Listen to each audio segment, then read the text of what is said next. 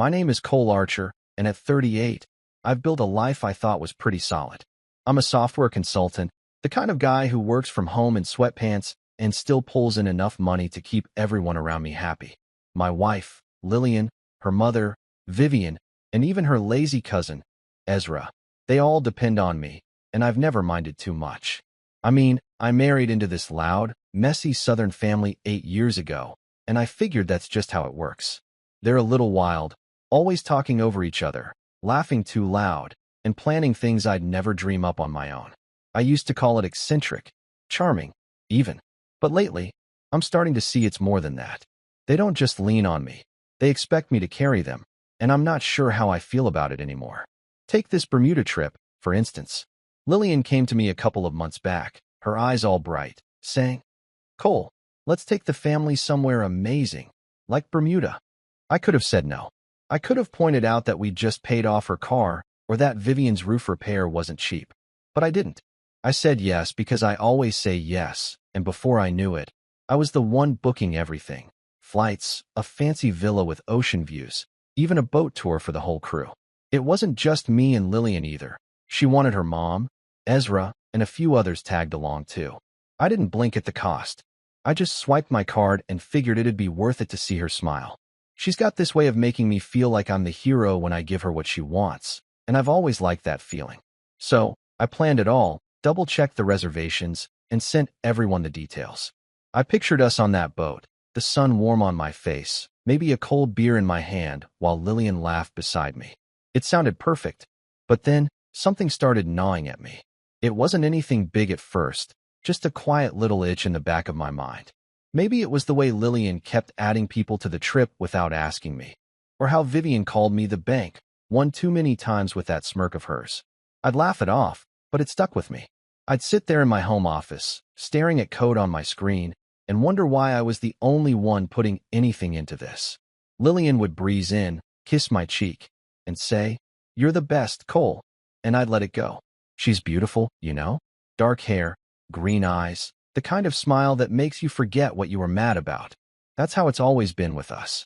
I met her at a friend's barbecue, and she had me hooked in 10 minutes flat. I didn't care that her family came with her. They were part of the deal, and I told myself I could handle it. Back then, I thought they liked me. Vivian would call me son. Ezra would bum a beer and clap me on the back, and I felt like I belonged.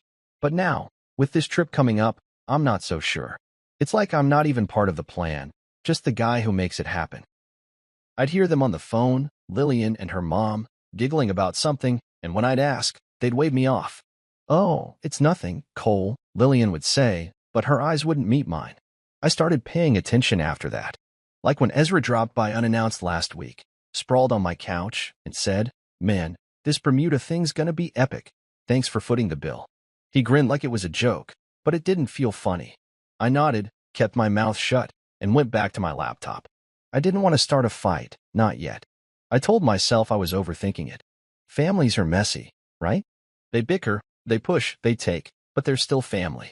I've never had a big one of my own, just a quiet dad who passed when I was 20 and a mom who lives across the country now. Lillian's clan filled that gap for me, and I didn't mind the noise.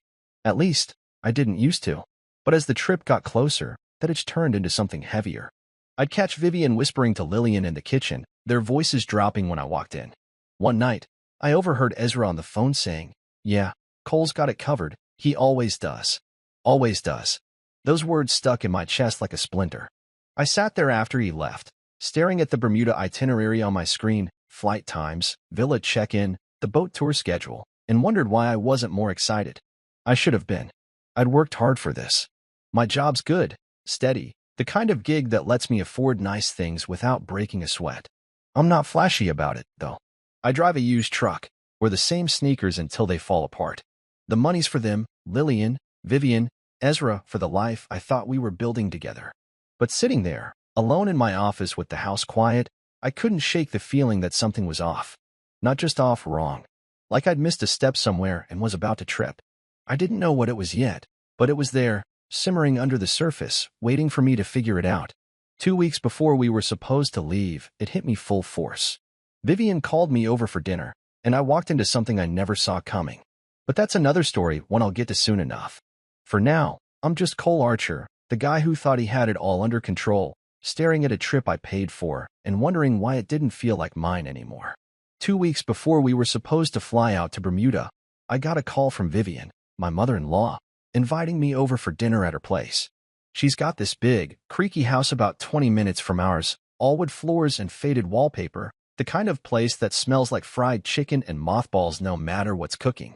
I didn't think much of it. Vivian loves her family dinners, and I've been dragged to plenty of them over the years.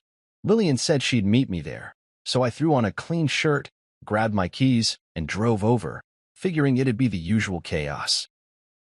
Loud stories, too much food, and Vivian bossing everyone around. I wasn't wrong about the chaos, but I had no idea what I was walking into. When I pulled up, the driveway was packed, Lillian's car, her Aunt Ruth's old sedan, even a couple of vehicles I didn't recognize. I stepped inside, and the air hit me thick with wine and chatter. Vivian was at the head of the dining table, her gray hair pulled back tight, waving a glass like she was toasting the room. Lillian sat next to her, picking at a plate of cornbread, her green eyes flicking up to me for half a second before dropping again. Ruth was there too, her loud laugh cutting through the noise, and two of Lillian's friends, Carrie and Beth, I think, were giggling over something on their phones. Ezra wasn't around, which was odd, but I didn't dwell on it. I slid into the empty chair next to Lillian, gave her a quick kiss on the cheek, and said, "Hey, looks like a party." She smiled, but it was tight, like she was holding something back. I should have noticed that right away, but I was too busy grabbing a roll and nodding at Vivian's latest rant about her neighbor's dog. The wine kept flowing, and I stuck to water. I've never been big on drinking, especially not around this crowd. Everything felt normal enough until Vivian set her glass down hard, cleared her throat, and said, "Cole, we've made a small change to the trip." The room went quiet, and I felt every pair of eyes land on me. I put my roll down slow, wiped my hands on a napkin, and looked at her. "What kind of change?" I asked, keeping my voice steady. Lillian jumped in before Vivian could answer, her words spilling out fast. "I invited Jonah. Just for a few days." Jonah? Her ex-husband. The guy who'd crashed our wedding rehearsal 8 years ago, drunk as hell, yelling about how I'd stolen his girl. He'd shoved me into a table, and it took Ezra and 2 ushers to drag him out. I hadn't seen him since, but his name still made my jaw tighten. I turned to Lillian, waiting for her to meet my eyes, but she wouldn't. She just stared at her plate, crumbling that cornbread into dust. "Jonah," I said, real slow, letting it sink in. "You invited Jonah to the trip I'm paying for." She nodded, quick and sharp, like it was no big deal. Before I could even process that, Vivian leaned forward, her smirk sharp as a knife, and added, "And Mark will join too. You know, your wife's high school sweetheart." Carrie and Beth burst into giggles, like this was some hilarious sitcom moment. Mark, the guy Lillian dated for 3 years before college, the one she'd brought up a few too many times when we first got together, always with this little smile like she was testing me. I hadn't heard his name in years, and now he was tagging along to Bermuda? My Bermuda? I felt my pulse kick up, but I kept my face blank. Vivian wasn't done.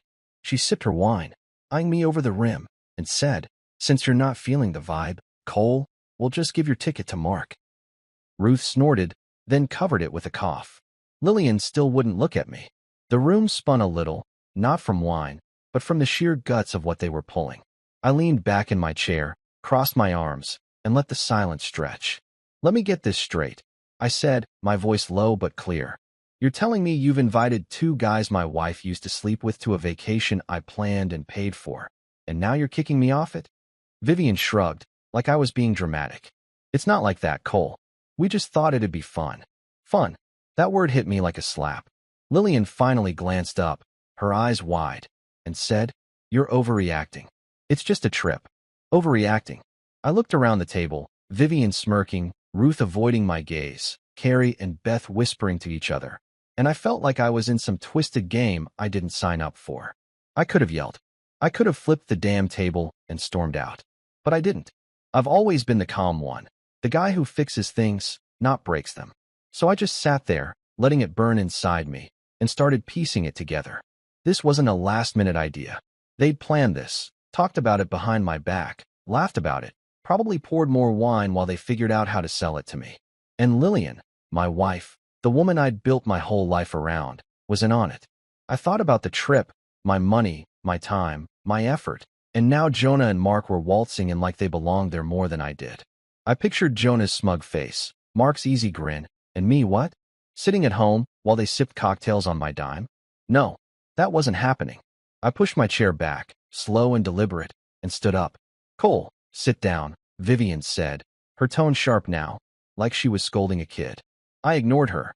I looked at Lillian one last time, hoping she'd say something, anything, to make this make sense. She didn't. She just stared at me, her mouth half open, like she was surprised I wasn't rolling over like usual. Enjoy your dinner, I said, my voice flat. I nodded once, turned, and walked out.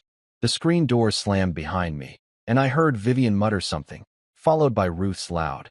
Well, that went great. I didn't care.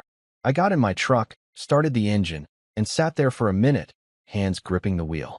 They thought I'd come back, tail between my legs, begging to keep my spot on that trip. They were wrong. I drove home, the road blurring a little, not from tears, but from the anger boiling up. By the time I pulled into my driveway, I knew what I had to do. They wanted to play me? Fine. But I wasn't playing anymore. I walked inside, grabbed my laptop, and started typing. This wasn't over, not by a long shot. I didn't lose it when I got home from that dinner at Vivian's, not the way they probably expected me to. I could have shouted, smashed something, called Lillian, and demanded answers until my voice gave out. But that's not me. I'm not the guy who explodes. I'm the one who thinks, who plans, who waits until the right moment hits. So I walked into our house, my house, really, since I'd paid for every brick of it, dropped my keys on the counter, and stood there in the dark for a minute, letting the quiet settle over me. My chest was tight, my hands still shaky from gripping the steering wheel, but I kept my head clear. I wasn't going to give them the satisfaction of seeing me break. I flipped on the kitchen light, grabbed a glass of water, and sat down at the table where Lillian and I used to eat breakfast together. Used to.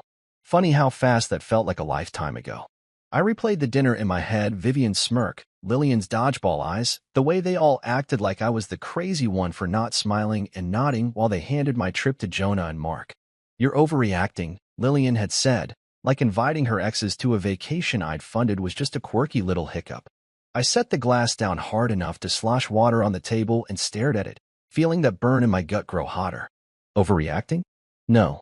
I was reacting exactly how any sane man would. I looked at her chair, empty now, and said out loud to nobody, "You invited 2 men you slept with to a vacation I'm funding, and didn't even tell me."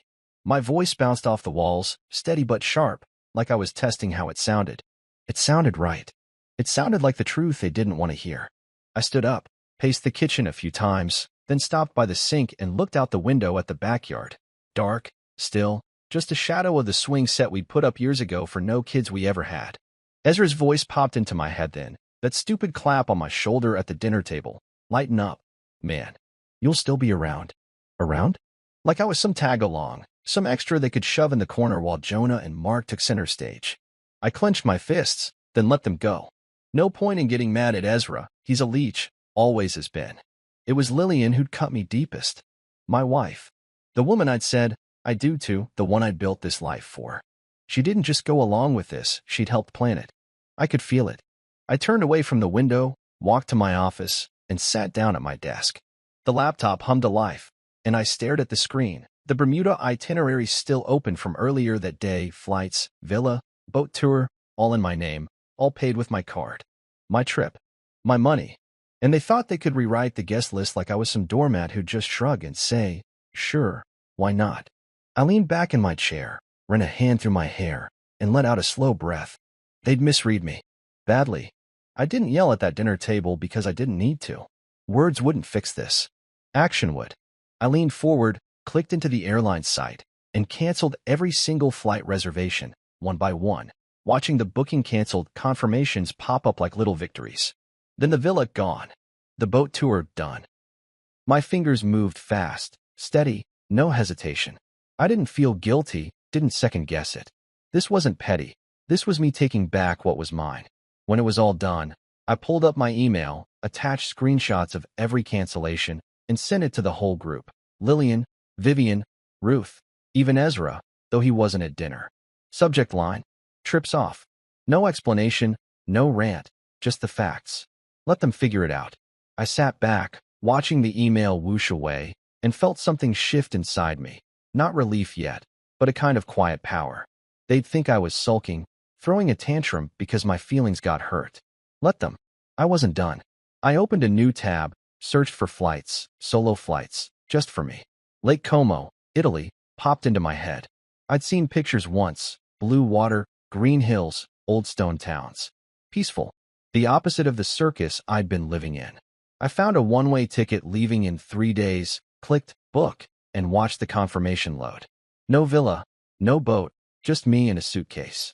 My phone buzzed. Lillian, probably, or Vivian, but I ignored it. I wasn't ready to hear their excuses yet. Instead, I called Julian Prescott, my lawyer. We'd met years ago through a work buddy, and he'd handled a contract dispute for me once. He picked up on the second ring, his voice gruff but calm. "Cole, it's late. Everything okay?" I didn't waste time. "I need you to start separation proceedings against Lillian. I'm leaving the country in a few days. I'll sign whatever you need from there." He paused, then said, "You sure about this?" I looked at the flight confirmation on my screen, the canceled Bermuda mess, and nodded even though he couldn't see me. "Yeah, I'm sure." He didn't push, just said, "I'll get it rolling. Stay safe, man." We hung up, and I leaned back again, the house silent except for the hum of the laptop. My phone kept buzzing. 5 times, 10, a dozen. Texts, calls, probably the whole family losing their minds. I didn't check. I shut the phone off, set it face down on the desk, and stood up. The air felt different now, lighter, like I'd shaken off a weight I didn't even know I was carrying. I walked to the bedroom, pulled a suitcase from the closet, and started packing, slowly, deliberately, just the basics. Shirts, jeans, a pair of boots. No rush. I didn't need much where I was going. I thought about Lillian's face at dinner, the way she wouldn't look at me, and wondered what she'd say when she realized I wasn't bluffing. Would she cry? Yell? Beg? I didn't know, and for the first time in years, I didn't care. I zipped the suitcase shut, set it by the door, and went back to my office. I opened a notebook, one I hadn't touched in forever, and started writing. Just a line at first. Tonight, I took my life back. It wasn't dramatic, it was true.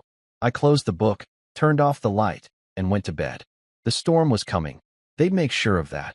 But for now, I slept better than I had in months. 10 minutes after I hit send on that email with the cancellation screenshots, my phone lit up like a fireworks show. I'd turned it back on just to see how they'd react, and man, they didn't disappoint. I sat there in my office chair, the laptop still glowing with my Lake Como flight confirmation, and watched the chaos unfold. The group chat, some family thread Lillian had named Archer Clan years ago, exploded first. Lillian's message popped up. "Where are the bookings?" "Cole, what's going on?" "No, please, no, are you okay?" Just straight to the point, like I'd misplaced her favorite shoes or something. Then Vivian chimed in, all caps. "What do you mean canceled?"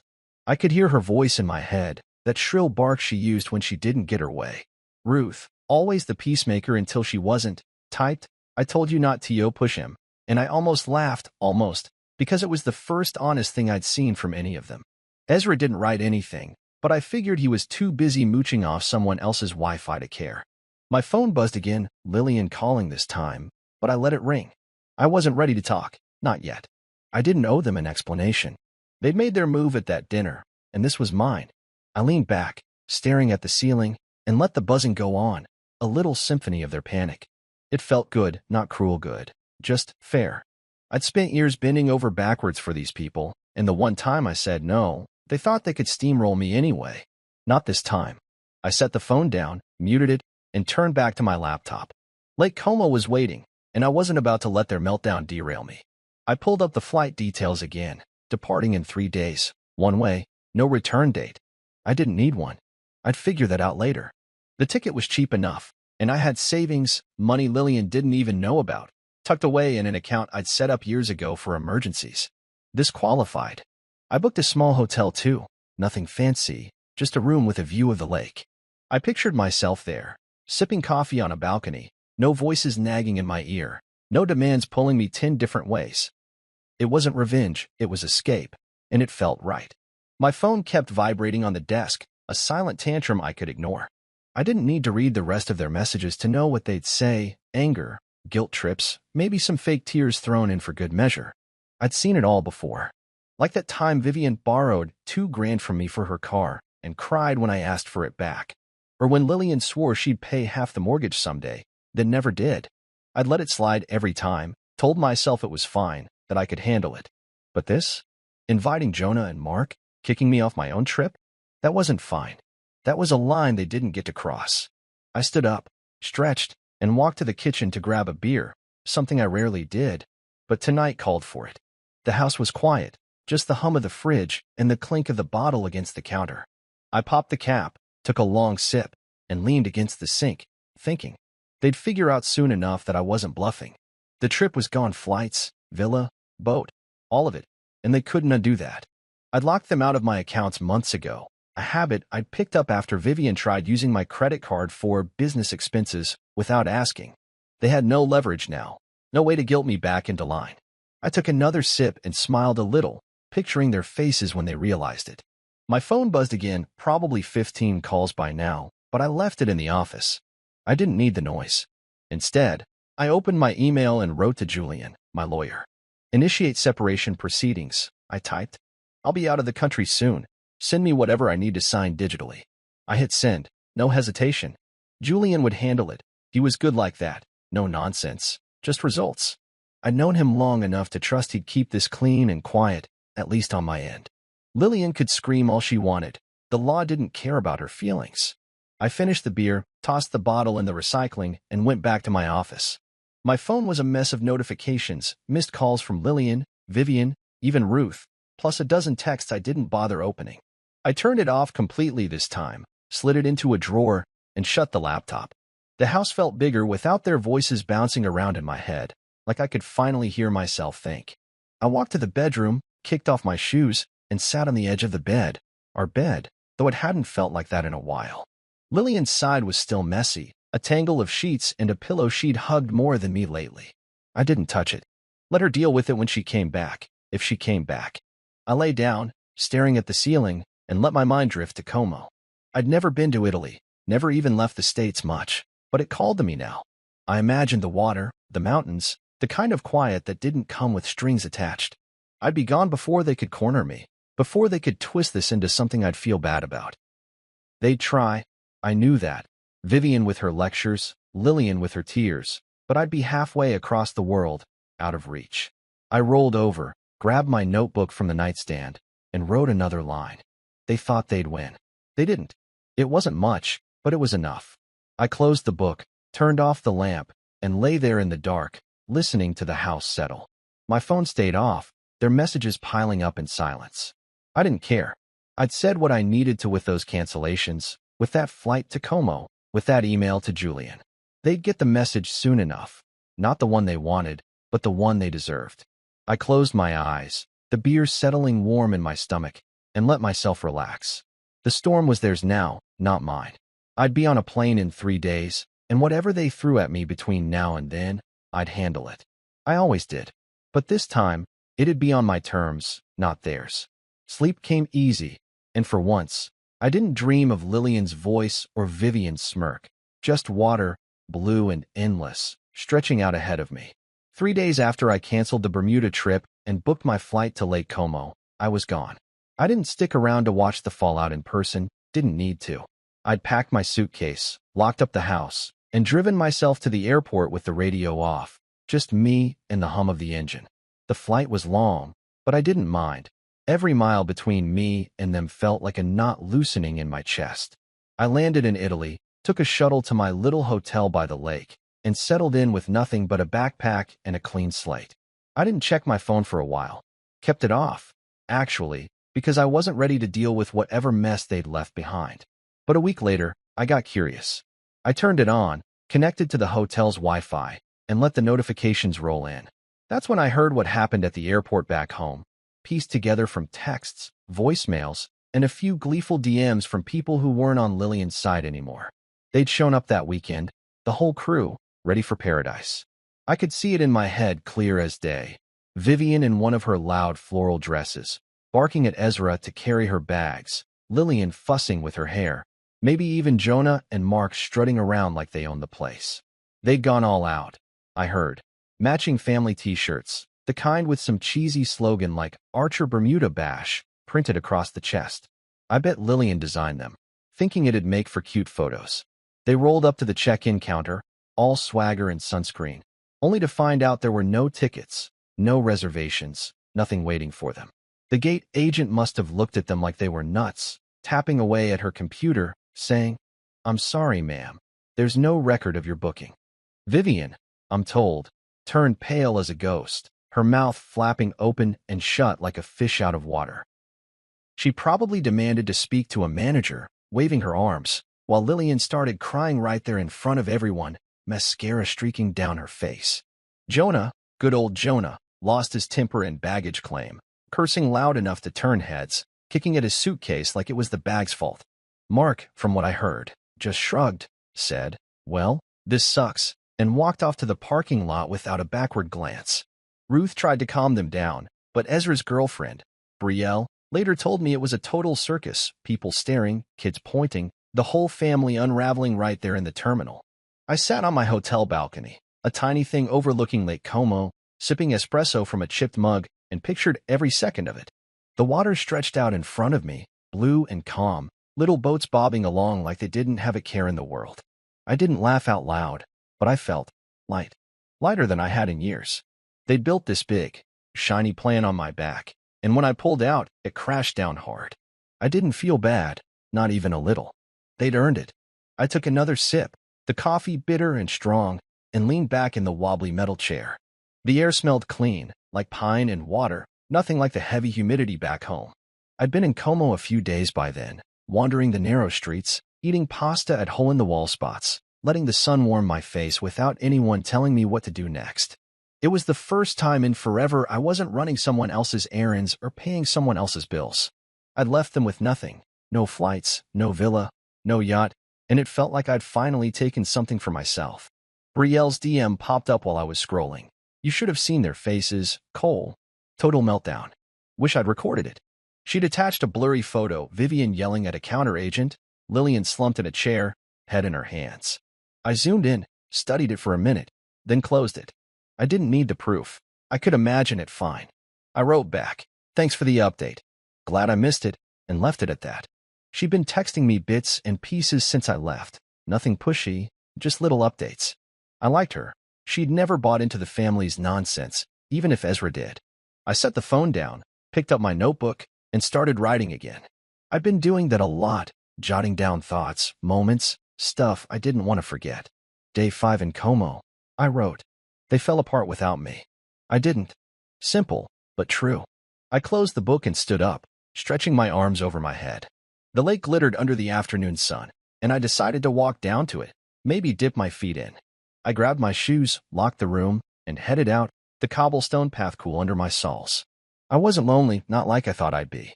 Back home, I'd always been surrounded, but it was a crowd that drained me, not filled me up. Here, alone, I was starting to feel alive. I passed an old guy fishing off a dock, nodded at him, and he nodded back, no words needed. I kept going, found a quiet spot by the water, and sat down on a smooth rock. The lake lapped at the shore, soft and steady, and I let my mind wander. I wondered what Lillian said to the gate agent. Probably some sob story about her mean husband ruining everything. I wondered if Vivian tried to bribe someone, flashing that fake charm she thought worked on everyone. I wondered if Jonah punched a wall when he got home, or if Mark just laughed it off like he didn't care either way. Didn't matter. They weren't my problem anymore. I kicked off my shoes, rolled up my jeans, and stuck my feet in the water, cold, sharp, waking me up. I stayed there a while, watching the sun dip lower, the sky turning pink and gold. My phone buzzed again, another voicemail, probably Vivian this time, but I didn't check it. I didn't need to hear her voice to know she'd blame me, call me selfish, say I'd ruined their fun. Let her. I wasn't going back to fix it. I pulled my feet out, shook them dry, and stood up. The walk back to the hotel was slow, easy, my shadows stretching long on the path. I'd started living, really living, and they couldn't touch that. Not here. Not anymore. I'd been in Lake Como for about 2 weeks when I finally logged into social media again, not because I missed it, but because I wanted to see how they were spinning the mess I'd left behind. I kept my phone off most of the time, letting the quiet of Italy soak into me. But curiosity got the better of me one morning. I was sitting at a small cafe near the lake, a plate of warm bread and a coffee in front of me, the water sparkling under a clear sky. I pulled out my phone, connected to the cafe's Wi-Fi, and opened the app one hadn't touched since before the dinner ambush. The first thing I saw was Lillian's post, pinned at the top of her profile like a billboard. "My husband abandoned us," she wrote. "We made one harmless change to a trip, and he lost it. Canceled everything and left us stranded. I'm heartbroken." I read it twice, letting the words sink in, and took a slow sip of coffee. Heartbroken? That's what she was going with. I scrolled down, and there was Vivian, right on cue, commenting under it. "He's unstable. That's what he is." Poor Lillian, stuck with a man who'd rather run than talk. I set the cup down and leaned back in my chair, staring at the screen. Unstable. Abandoned. Harmless change. They'd turned it into a soap opera, and I was the villain, some unhinged guy who flipped out over nothing and ditched his family. I could have been mad, could have typed up a big rant right there to set the record straight, but I didn't. I just kept scrolling, watching their story unfold. A few of Lillian's friends had chimed in. Carrie with a sad emoji, Beth with a "you deserve better" girl, and some random cousins I barely knew had liked it.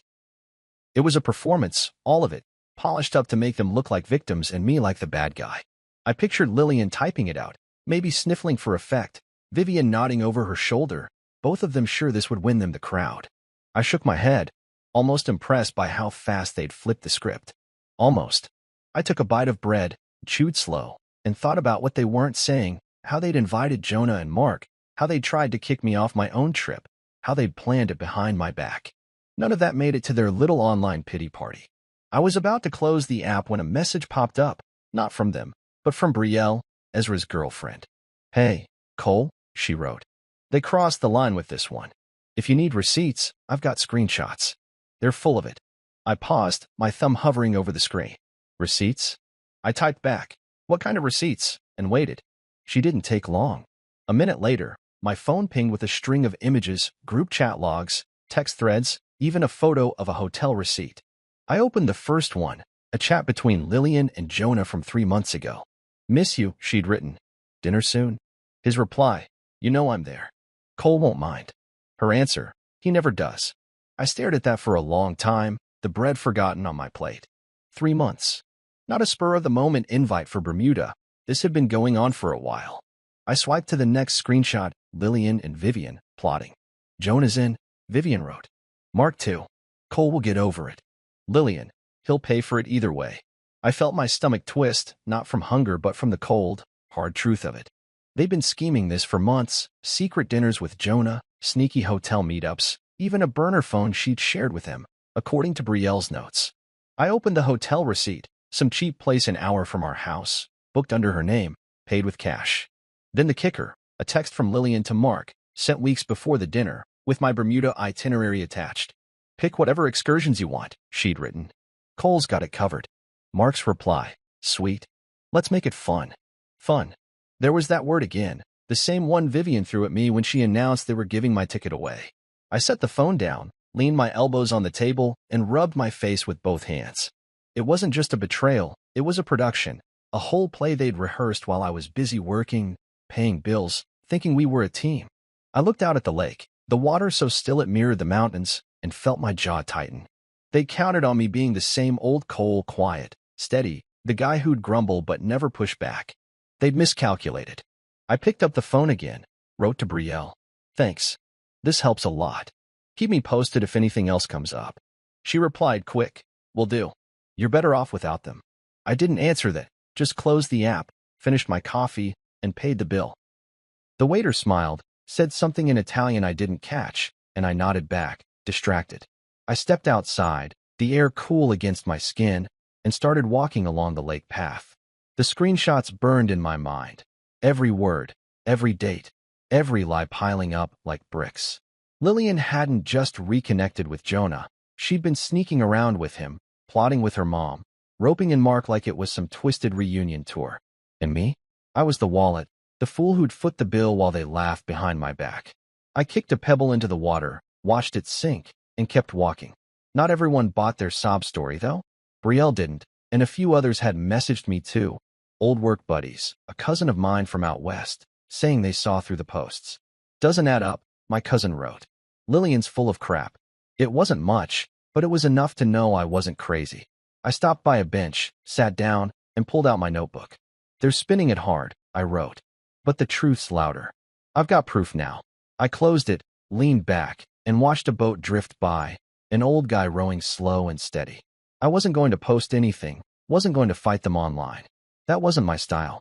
I'd let Julian handle it. Those screenshots would look real nice in court. For now, I was here, breathing clean air, free of their noise. The spin didn't matter, the facts did. And I had them.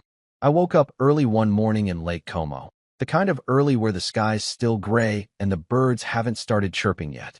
My hotel room was small, just a bed, a desk, and a window that opened to the lake, but it felt like enough.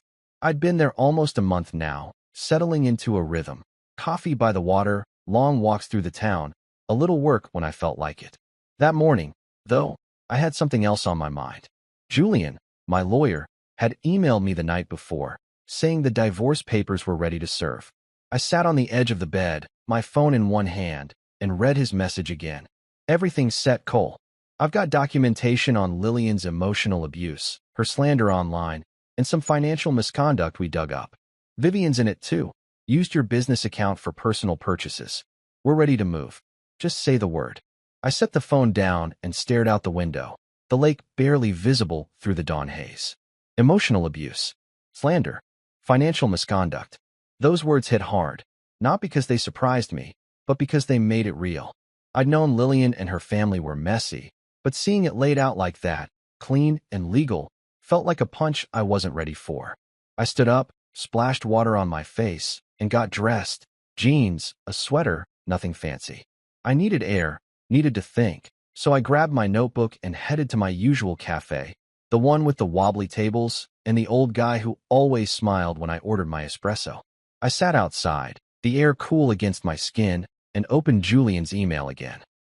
He'd attached a draft of the papers, and I skimmed them, my coffee going cold. There it was, everything I'd been through, boiled down to bullet points.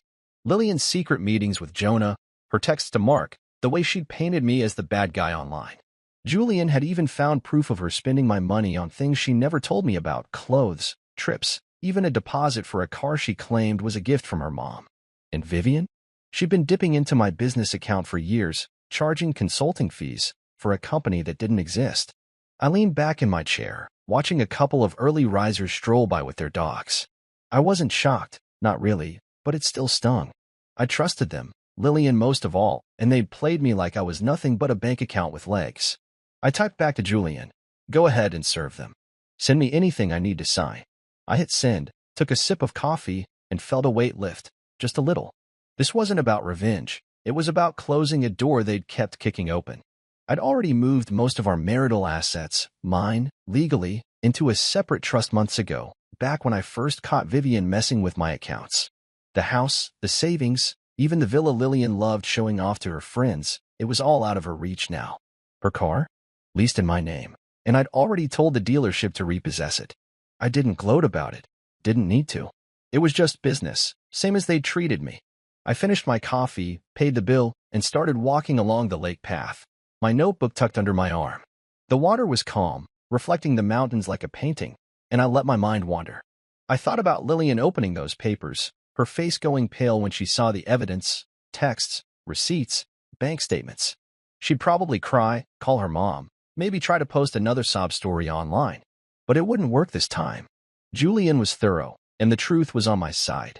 Vivian would lose it, I bet, scream about family and loyalty while ignoring her own scams. I kicked a pebble into the water and kept going, the crunch of gravel under my shoes steadying me. I wasn't worried about them fighting back. They didn't have the money or the brains to outsmart Julian. Lillian's posts had already started losing traction.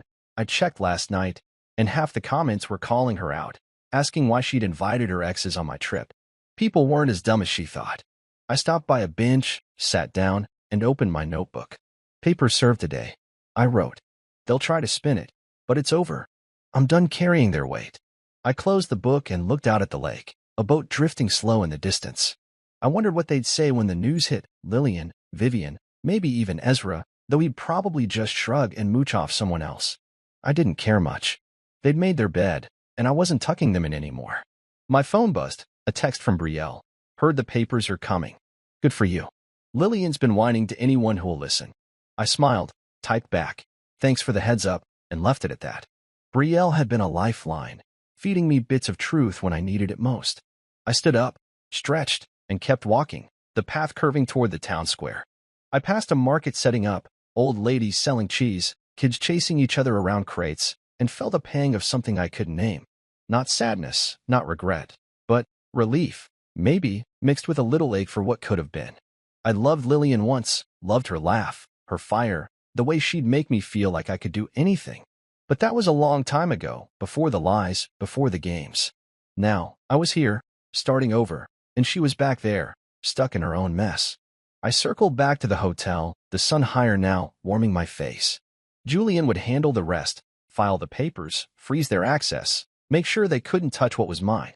I didn't need to fight. I just needed to keep moving forward. I climbed the stairs to my room, tossed my notebook on the desk, and stood by the window, watching the lake shimmer. They'd be loud for a while.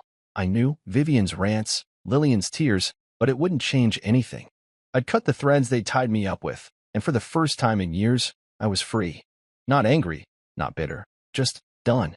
I grabbed a bottle of water from the mini fridge, took a long drink, and sat down to work, a small coding job for a local guy. Nothing big. It felt good, normal, like I was building something new. The fight was theirs now, not mine. The divorce papers hit them like a brick through a window, and I didn't need to be there to know it. I was still in Lake Como, a month and a half into my new life, when the reactions started trickling in. I'd been keeping my phone on low, checking it once a day or so, just enough to stay connected without drowning in their noise. That morning, I was out on my balcony, the lake spread out below me like a postcard, a half-eaten croissant on the table next to my coffee. The air was crisp, the kind that wakes you up without trying, and I was feeling good, really good, until I saw the voicemail count. 7 from Vivian, all left in the last 12 hours. I didn't listen right away. I knew what I'd get, yelling, guilt trips, maybe some crocodile tears if she was feeling creative. I scrolled through my text instead, found one from Brielle, papers landed yesterday. Vivian's losing her mind. Lillian's playing the victim again. Thought you'd want to know. I smiled a little, typed back. Thanks. Let me know if it gets wild, and set the phone down. Wild was an understatement. I'd find out later, but for now, I wanted to hear it straight from the source. I picked up the phone again, took a deep breath, and played the first voicemail. Vivian's voice came through sharp and loud, like she was standing right next to me. Cole, this is ridiculous. Divorce papers? You're tearing this family apart over a stupid trip. Call me back right now. Click. I deleted it, moved to the next. Same tone, angrier. You think you can just walk away like this? We're not done, mister. I'll fight this. Click. By the third one, she was rambling about lawyers and what people will think, and by the 7th, her voice cracked. This isn't how family works, Cole. You're destroying everything. I sat there, staring at the lake, and let that sink in. Destroying everything. Funny how she saw it that way. Me, the guy who'd paid their bills, fixed their messes, and taken their crap for years, was the one wrecking it all because I finally said no. I deleted the rest without listening and leaned back in my chair, the croissant going stale in the cool air. Family. That word used to mean something to me, but now it just sounded like a leash they'd kept yanking. My phone buzzed again, an email this time, from Lillian. I opened it, expecting more of her social media sob story, but it was short. Cole, can we just talk? Please. No apology, no explanation, just that. I read it twice, my thumb hovering over the reply button, then closed it. Talk? What was there to say? She'd had months, years, really, to talk, and instead she'd picked Jonah, Mark, and a stack of lies over me. I wasn't running back to fix her feelings. I set the phone face down and finished my coffee, the bitter taste grounding me. They could scream all they wanted. I wasn't budging. Later that day, Brielle sent more. She'd been my eyes back home, and I owed her for it. Vivian's telling everyone you've lost it, she wrote. Lillian's moping around, saying she never meant to hurt you. Ezra tried to call you out, said he'd deal with you if you ever came back. Julian shut him down with a cease and desist letter. It's a mess. I laughed out loud at that, sitting on a bench by the water. Ezra dealing with me? The guy couldn't deal with a bar tab. I pictured him puffing up his chest, all talk, until Julian's letter landed and scared him quiet. Good. I texted Brielle back. Appreciate it. Sounds like they're digging their own hole. She sent a thumbs up and a photo group chat screenshots where Lillian whined about losing everything and Vivian plotted to fix this. Brielle had even signed an affidavit for Julian, swearing to what she'd seen. The secret talks, the plans to humiliate me, all of it. I tucked my phone away and kept walking, the lake path winding through trees starting to turn gold with fall. Their regrets didn't move me. Not Vivian's voicemails, not Lillian's email, not Ezra's empty threats. They weren't sorry they'd hurt me. They were sorry they'd lost their meal ticket. I kicked a pine cone down the path and thought about how quiet they'd gotten online lately. No more big posts, no more poor me updates, just silence, like they knew the game was up. I didn't check to confirm. I didn't need to. I was done with their stage. I turned my focus back to me, swimming in the lake most mornings, the water cold and clear, waking me up in a way coffee never could. I'd started reading too, picking up paperbacks from a little shop in town. Old mysteries, nothing heavy, just stories to lose myself in. I even signed up for Italian lessons with a guy named Marco, a retired teacher who laughed at my accent, but kept me going. Piano, piano, he'd say, slowly, slowly, and I liked that. No rush, no pressure. I'd hike too, up through the olive groves above Como, the air smelling like earth and leaves, my legs burning by the end, but my head clear. I stopped by the water again, sat on a rock, and pulled out my notebook. They're yelling, I wrote. I'm not listening. This is my time now. I closed it, leaned back, and watched the sun dip lower, painting the lake orange. Vivian could leave 100 voicemails. Lillian could beg all she wanted. It didn't change the papers, the trust, the life I was building. I stood up, brushed off my jeans, and headed back to the hotel, the path familiar under my feet. My phone stayed quiet the rest of the day, and I liked it that way. I cooked a simple dinner. Pasta, some sauce from a jar, a glass of cheap wine, and ate on the balcony, the night settling in soft and cool. They'd regret it eventually, maybe even mean it someday, but I wasn't waiting around for that. I'd spent too long fixing their mistakes. Now, I was fixing me, swimming, reading, learning, walking, and it felt better than anything they'd ever given me. I finished the wine, set the glass down, and went to bed, the lake whispering outside. Their mess was theirs. I was free. Months slipped by in Lake Como, and I barely noticed the time passing until one day I looked at the calendar and realized it had been almost 6 since I'd left home. The divorce finalized quietly. No big courtroom drama. No shouting matches. Just a stack of papers signed and emailed to Julian from my little hotel desk. I didn't celebrate when he sent the confirmation. Didn't pop champagne or call anyone to gloat. I just sat there, staring at the lake through my window, and felt a kind of peace settle over me. Not loud or flashy, but steady, like the water outside. Lillian was gone from my life legally now, and her family with her, and I didn't need to rub it in. I'd won by walking away, not by fighting. I'd been building something new out here, piece by piece, and it was starting to feel like mine. I'd moved out of the hotel a couple months back, renting a small apartment in Milan instead, a one-bedroom place with a balcony, old wooden floors, and a view of a quiet street where kids played soccer until dark. It wasn't fancy, but it was enough, and I liked the hum of the city outside, different from Como's stillness. I'd bought it outright with some of the trust money, a clean break from the house back home I'd let Lillian keep in the settlement. I didn't want it anymore, too many memories, too much of their noise baked into the walls. Here, I could start fresh. I'd been working freelance too, picking up coding jobs for European clients, small stuff mostly, websites and apps, nothing that tied me down. It kept money coming in, kept my mind sharp, and let me set my own hours. I'd sit at my kitchen table, laptop open, a coffee going cold beside me, and lose myself in the work, the kind of focus I hadn't had in years. Back home, I'd always been interrupted, Lillian needing something, Vivian calling, Ezra dropping by unannounced. Now, it was just me, and I liked it that way. I wasn't hiding, though. I'd started going out, meeting people, letting life happen. I'd met Isadora at a market one Sunday, a local artist with dark eyes and a laugh that made me forget what I was saying mid-sentence. She sold paintings, bright, messy things full of color, and we'd gotten to talking when I stopped to look at one. "You're not from here," she'd said. Not a question, just a fact, and I'd nodded, told her I was American. starting over. She didn't pry, just smiled and asked if I'd ever tried painting. I hadn't, but I said yes anyway, and that turned into coffee, then dinner, then a few more dates. She wasn't Lillian, not even close. Isadora didn't lean on me, didn't expect me to fix her world. She just was, and that felt healthy, like a breath I didn't know I needed. We'd walk through Milan together, or pointing out old buildings, me stumbling over Italian phrases I'd picked up from Marco's lessons, and it was easy, no pressure. I didn't jump into anything serious too soon for that. But it was nice, casual, a reminder I could still feel something good. One afternoon, I logged back into social media, first time in weeks, just to see what was left of them. I'd unfollowed Lillian and her crew after the papers hit, but curiosity pulled me back.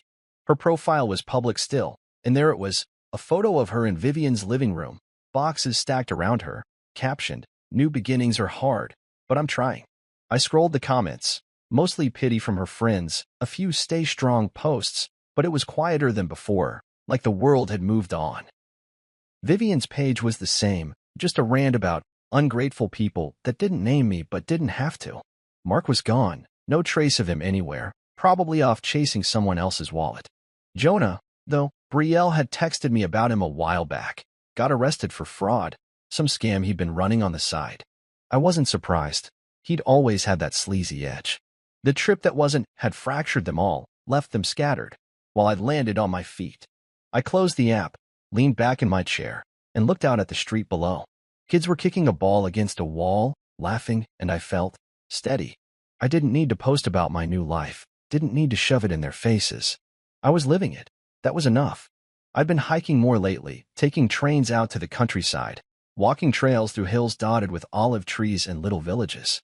I'd swim when I could, finding lakes or pools, the water cold and sharp against my skin.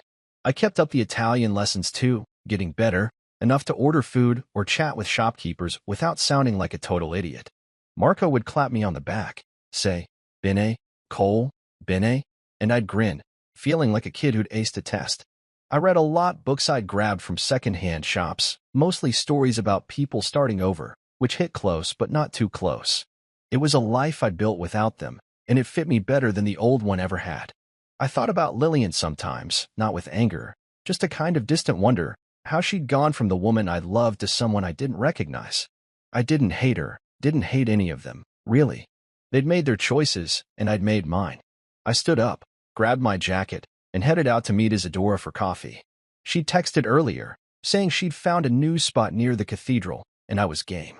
The walk was quick, the air turning cool with fall, and I found her at a table outside, sketching on a napkin. "You're late," she teased, and I laughed, sat down, ordered an espresso. We talked about nothing big, her art, my coding, the weather, and it was perfect. I didn't need more than that. Back home, they were stuck, fractured, picking up pieces I'd stopped carrying. Here, I was whole, building something real, and it was mine. One morning in Milan, about 8 months after I'd left everything behind, I woke up to a letter slipped under my apartment door. It wasn't fancy, no official stamp, no lawyer's logo, just a plain envelope with my name scratched across it in Lillian's handwriting. I stood there in my boxers, coffee pot gurgling in the kitchen behind me, and stared at it on the floor like it might bite. I hadn't heard from her directly in months, not since that email begging to talk, which I'd ignored, and I wasn't sure I wanted to now. The air smelled like espresso and the bread I'd left on the counter, and outside, the street was waking up with the clatter of bikes and voices. I picked up the letter, turned it over in my hands, and felt a flicker of something, not anger, not curiosity, just a kind of tired wondering. I poured my coffee, sat at the kitchen table, and opened it slow, like I was peeling back a bandage. Inside was a single page, her words neat but shaky. "Cole, I know you don't owe me anything, but I need to say this. You were right. I was cruel. I got caught up in stupid games with Mom and Jonah and Mark, and I didn't see what it did to you. You didn't deserve any of it. I'm sorry. If you ever want to talk, here's my number." She'd scribbled it at the bottom, same old number I deleted from my phone a lifetime ago. I read it twice, then folded it up and set it on the table next to my mug. The coffee steamed in the quiet, and I leaned back in my chair, staring at the ceiling. Sorry. After all that, the dinners with Jonah, the texts to Mark, the way she'd let her family shove me out of my own life, she was sorry. I didn't feel a rush of anything, no relief, no bitterness, just a flat kind of calm. I'd spent years waiting for her to see me, really see me, and now that she had, it didn't change a thing. I wasn't that guy anymore, the one who'd run back to fix her tears. I stood up, walked to the sink, and looked out at the street below, kids chasing a dog, an old lady carrying a basket of flowers. I thought about calling her, just for a second, imagining her voice on the line, soft and pleading. But what would I say? It's okay? It wasn't. I forgive you? I didn't, not fully, not yet. I didn't hate her, didn't wish her harm, but forgiveness wasn't mine to give anymore. I'd moved on, and she was still back there, stuck in the wreckage she'd helped build. I took the letter, folded it again, and slid it into a drawer with some old receipts and a spare key out of sight, not thrown away, but not something I'd keep staring at either. I finished my coffee, rinsed the mug, and got dressed, jeans, a sweater, my boots scuffed from hiking. I had a job to finish today, a website for a local cafe owner, and then I was meeting Isadora for lunch. That was my life now, work I liked, people I chose, a rhythm that fit me. I grabbed my laptop bag, locked the door, and stepped out into the Milan morning, the air cool and sharp against my face. The letter stayed in my head as I walked, not heavy, just there, like a stone in my pocket. I wondered how she'd gotten my address, Brielle, maybe, or Julian, but it didn't matter. She'd reached out, said her piece, and I didn't owe her a reply. I bought the tickets for that Bermuda trip, paid for every detail, and when they tried to take it from me, I'd canceled it all. It wasn't just about the money, it was about me, about saying no for once and meaning it. I turned a corner, passed a guy playing guitar for coins, and kept going, the city buzzing around me. Lillian's apology didn't pull me back. It just closed a chapter I'd already finished writing. I got to the cafe where I liked to work, ordered another espresso, and set up my laptop by the window. The owner waved, called me Senior Cole, with a grin, and I nodded back, feeling at home. I opened my code, started typing, and let the world fade, lines of logic, clean and simple, no drama, no lies. An hour later, my phone buzzed, a text from Isadora, lunch at noon? New place by the park. I smiled, wrote back, see you there, and kept working. That was my day, quiet, mine, no one else's. I thought about the old me sometimes, the Cole who'd nod and pay and let them walk all over him. He was gone, not dead, just done. I'd taken that one-way ticket to Como, turned it into a life in Milan, and it was the best decision I'd ever made. I finished the job, sent it off, and headed to meet Isadora, the sun high now, warming the streets. She was waiting by a fountain, sketching on a pad, and waved when she saw me. You look happy, she said, and I shrugged, said, I am. We ate sandwiches on a bench, talked about our next painting, my next hike, nothing deep, just easy. Back home, they'd fallen apart, Lillian with her mom, Jonah in jail, Vivian ranting to an empty audience, but I didn't need to watch it.